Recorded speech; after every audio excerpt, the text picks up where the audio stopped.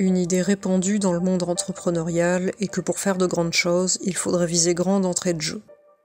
Pourtant, en étudiant la genèse de certaines des entreprises ou des initiatives les plus marquantes, on observe souvent l'inverse. Elles ont démarré par des actions modestes, focalisées sur des objectifs locaux, qui ont progressivement ouvert la voie à des changements d'ampleur mondiale. Prenons l'exemple de Muhammad Yunus, créateur du microcrédit. Lorsqu'il a commencé à aider des paysans pauvres à emprunter de petites sommes, il n'avait pas l'intention de révolutionner la finance mondiale, ni de créer une banque. Il répondait simplement à un problème local immédiat.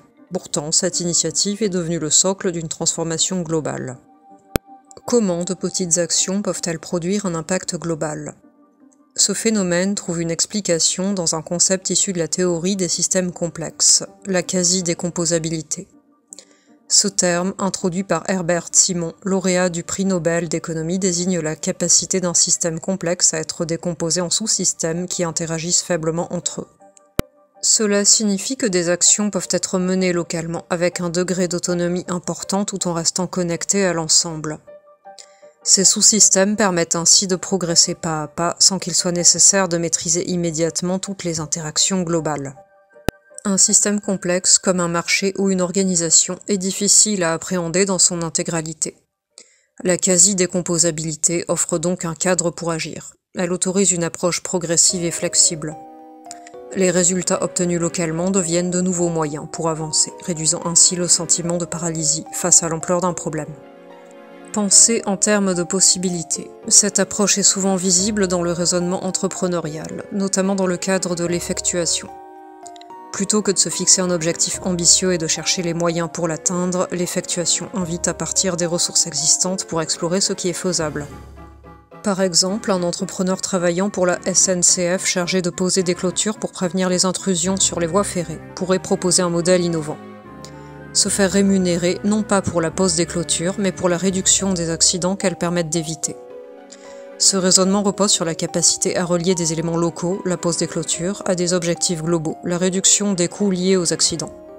En identifiant ces connexions, l'entrepreneur peut explorer différentes options, sans être contraint par une vision monolithique. Il peut se concentrer sur des actions spécifiques tout en restant connecté à l'ensemble, créant ainsi des opportunités pour un impact plus large. Agir localement pour transformer globalement. La clé de cette approche réside dans la capacité à agir de manière autonome au sein d'un système complexe tout en gardant une perspective globale. Une action réussie à petite échelle peut avoir des répercussions sur l'ensemble du système. A l'inverse, si cette action échoue, elle reste limitée et ne met pas en péril le fonctionnement global. Cela encourage l'expérimentation et la prise de risques mesurés. Cette logique explique pourquoi de nombreuses révolutions, qu'elles soient industrielles, sociales ou politiques, ont souvent débuté par des initiatives locales avant de s'étendre. En se concentrant sur des problèmes spécifiques et en trouvant des solutions adaptées, on peut déclencher des changements qui résonnent à plus grande échelle.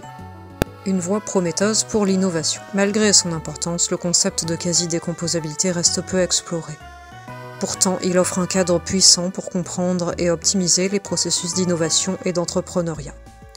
En encourageant une approche par étapes, il permet d'identifier des opportunités viables tout en limitant les risques. Cette perspective ouvre la voie à des stratégies plus efficaces, tant pour les entrepreneurs que pour les organisations cherchant à s'adapter à un monde incertain.